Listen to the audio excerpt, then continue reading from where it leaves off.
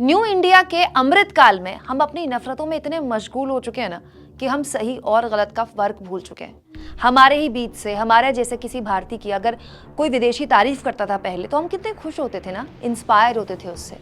लेकिन आज हम ऐसा कुछ करने से पहले चेक करते हैं कि अगले का धर्म क्या है या विचारधारा क्या है। इन्हें आप हो सकता है ना जानते हो, लेकिन इनकी आवाज़ आप ज़रूर पहचानते होंगे। आपने कभी ना कभी इनकी आवाज़ सुनी होगी। यह है रेडियो की दुनिया का बड़ा नाम आरजे साइमा। आरजे साइमा न केवल रेडियो के जरिए हमें सालों से एंटरटेन करती रही हैं, बल्कि ये उन कुछ चुनिंदा लोगों में से भी हैं जो पिछले 8 सालों में देश में फैल रही नफरत पर लगातार खुलकर बोलती आई हैं, जिसकी वजह से वो ट्रोल भी होती रही हैं। नफरती गैंग उन्हें ट्रोल भी करता रहा है।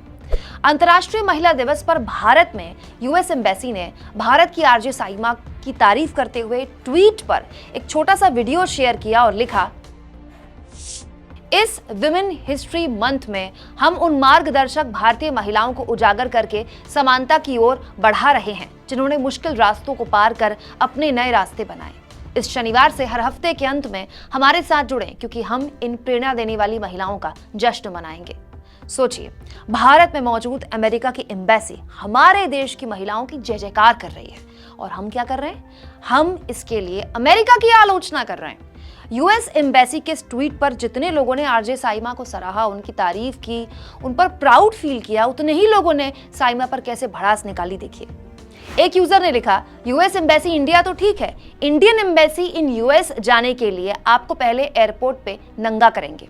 वहीं एक यूजर ने लिखा, अमेरिकी दूतावास को प्रेरित करने के लिए अगला हाफिज सईद है जो अक्सर अपने प्लेटफॉर्म का इस्तेमाल ये संदेश फैलाने के लिए करता है कि वो सीमाओं में विश्वास नहीं करता, क्योंकि वो अपने लिए काम करने वाले लोगों को आमतौर पर तार के नीचे दूसरे देशों में भेजता है। तो सनातन विरोधी होना यूएस एम्बेसी के लिए बड़ी उपलब्धि है। वहीं सनातन उदय नाम के यूजर ने लिखा, प्रिय अरिंदम बागची और एस जयशंकर, हम अमेरिकी दूतावास को साइमा जैसे सांप्रदायिकता को बढ़ावा देने की इजाजत क्यों दे रहे हैं?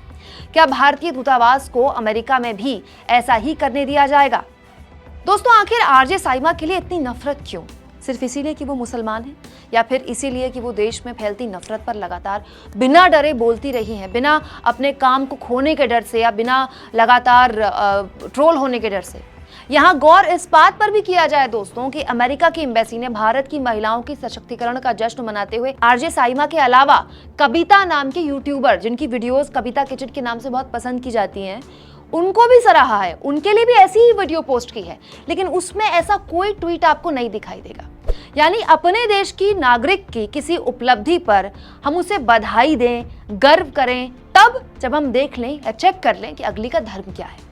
क्या आरजे साइमा ने अपने काम के बूते किसी को आज तक इंस्पायर नहीं किया होगा? क्या आरजे साइमा ने अपनी प्रोफेशनल लाइफ में, जो कि आज स्टैब्लिश हो चुकी हैं वो, लेकिन जब उन्होंने शुरू की होगी अपनी प्रोफेशनल लाइफ, कोई स्ट्रगल नहीं किया होगा? क्या उनके पास बताने के लिए कोई कहानी नहीं होगी जिससे दूसरी औरतें या फिर मर्द या देश के लोग इंस्पायर हों? क्या हम अपने बीच अपने ही लोगों की उपलब्धि ये देखकर मनाएंगे कि अगला किस धर्म से या किस विचारधारा से, किसके खिलाफ बोलता है, किसके समर्थन में बोलता है? आप इस मुद्दे पर क्या सोचते हैं दोस्तों? कमेंट बॉक्स में जरूर लिखें। चैनल को ज्वाइन भी करें और सब्सक्राइब भी।